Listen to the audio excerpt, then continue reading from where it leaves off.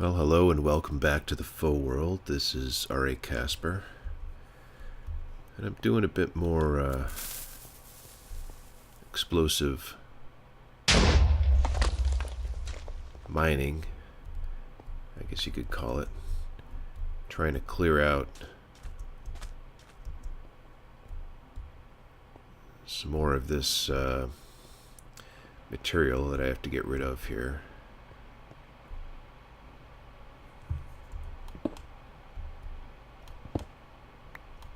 Huh.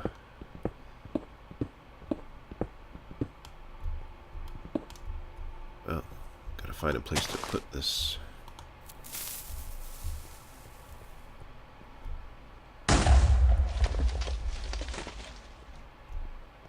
And actually, I should probably sleep.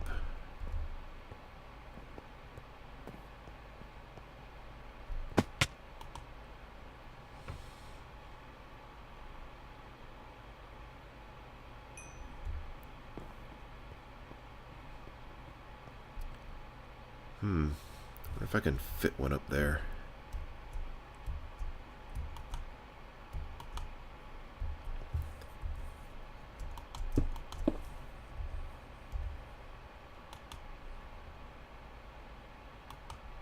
Oh, come on. There you go.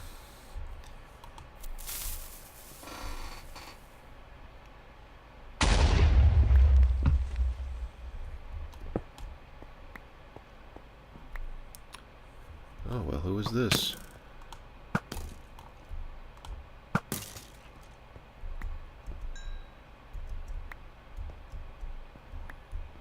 Another uninvited guest.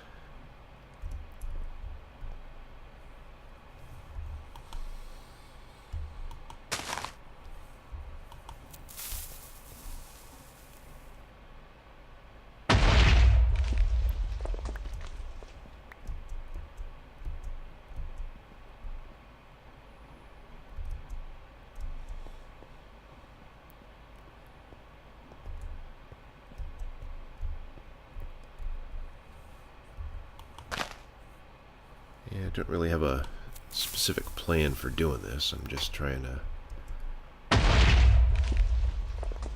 clear out as much as I can so I don't have to do it by hand.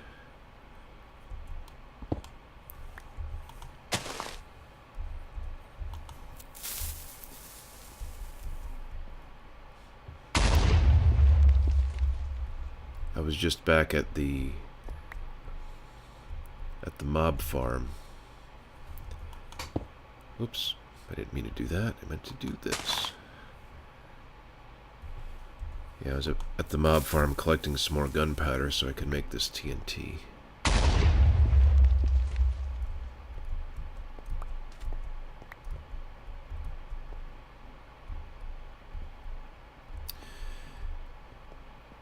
And this is the descending passage, so I don't want to blow that up, so let's stay away from there.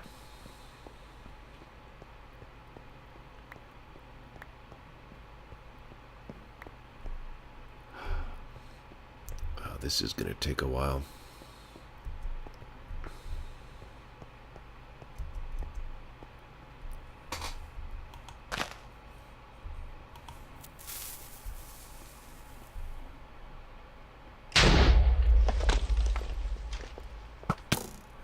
Great.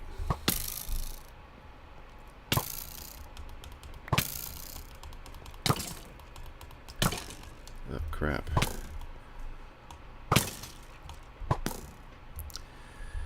You broke my sword. Gotta use my other one.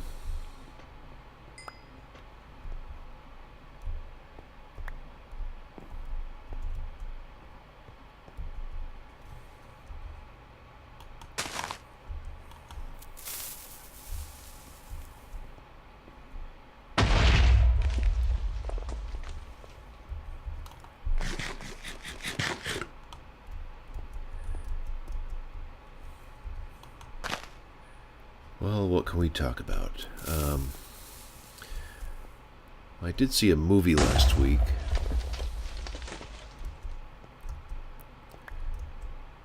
It's a movie that I saw in the theater. It's called Interstellar.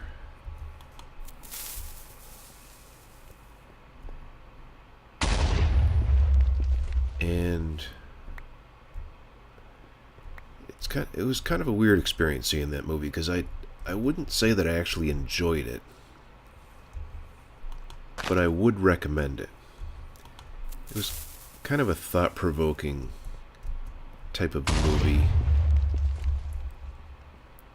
but it wasn't one that was like fun or exciting to watch, if that makes any sense.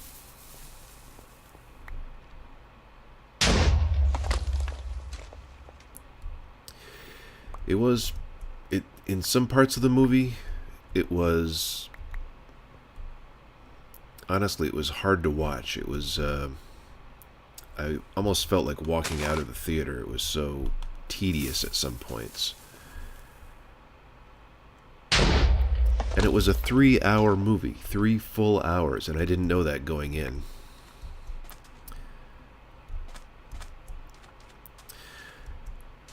And also, it was also kind of profoundly sad at some points.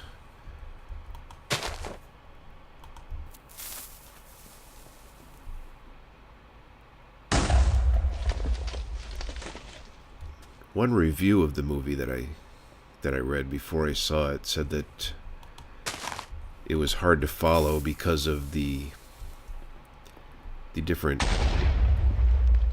times or frames of reference, like, because there's people who are traveling near the speed of light. So, according to the theory of relativity, when that happens, then, and this is kind of the main point of the movie, the main plot device, I mean, this idea that if you're traveling near the speed of light, then time moves more slowly from your point of view. Actually, I'm not saying this right. Your time moves more slowly from other people's points of view. Did I get that right? Well, basically, if you get in a spaceship and fly away from the Earth and travel near the speed of light and then come back, if your trip lasted a year, then, many years may have passed on Earth.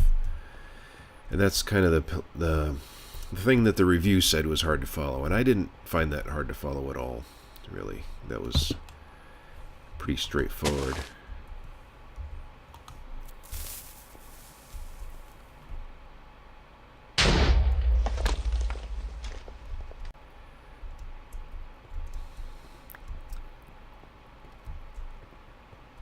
So, yeah, I would recommend it, though. If you're into science fiction, I think it's worth seeing. But just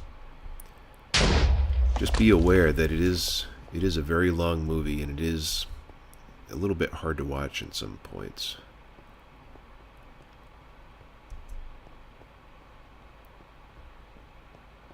And there are some things that happen in the movie which they don't really explain very well, or it seems like they just put it in to make the movie a little, I don't know, easier to digest for the audience.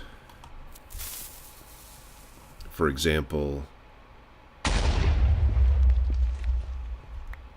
don't know if this is too much of a spoiler, but there's a point where the main character is caught in a black hole, and he's given the opportunity to communicate with his past and the past of his daughter.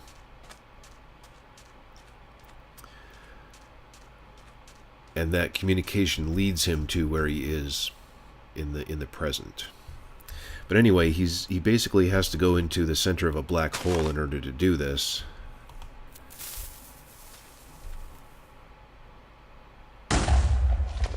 Which does make perfect sense within the context of the movie. But then, somehow he is deposited, he gets from inside the black hole back to normal space in our solar system, and then he's picked up by a rescue ship, a long time in the future. And then he's able, well, I won't totally spoil it for you, but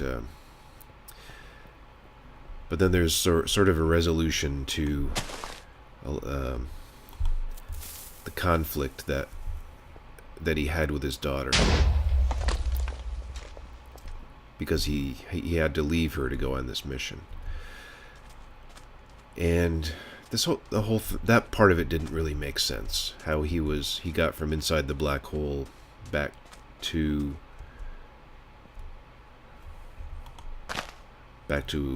well, not back to Earth, back to the solar system. And that was part of the sadness. I said in some points it's a very sad movie. Basically, the Earth, the human race had reached a point where they had to leave the Earth. There was nothing that could be done to save it.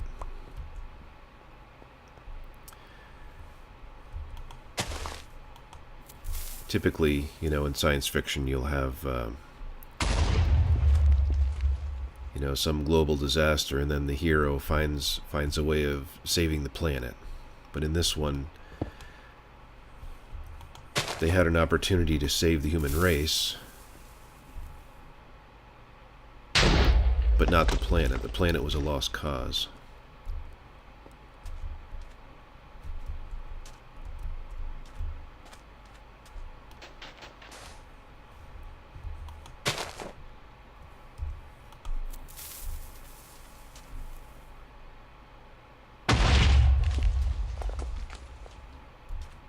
And it wasn't too political.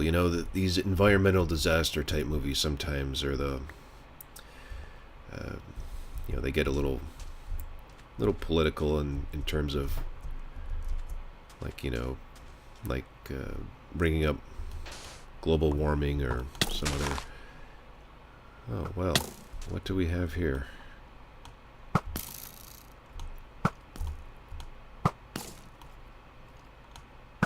One more. I didn't even notice it was nighttime. Yeah, I should probably sleep again. Oh, we got another skeleton. No, I missed. I missed again. There we go. 2 shots with a power 2 bow is enough.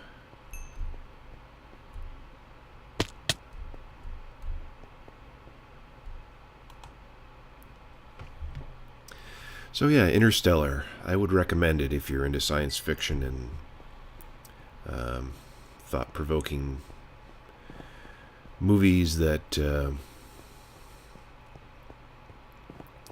are science-based, but not totally science-based, I guess. Yeah, I can't say that I enjoyed it though. That it is bizarre in that way that I recommend it, but I did not enjoy watching it. I'm glad I did though. So there you go, my review of Interstellar.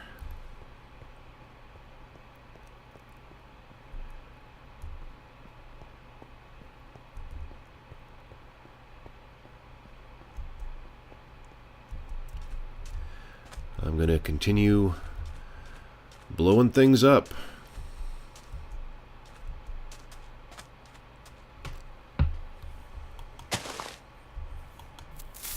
So, thanks for watching.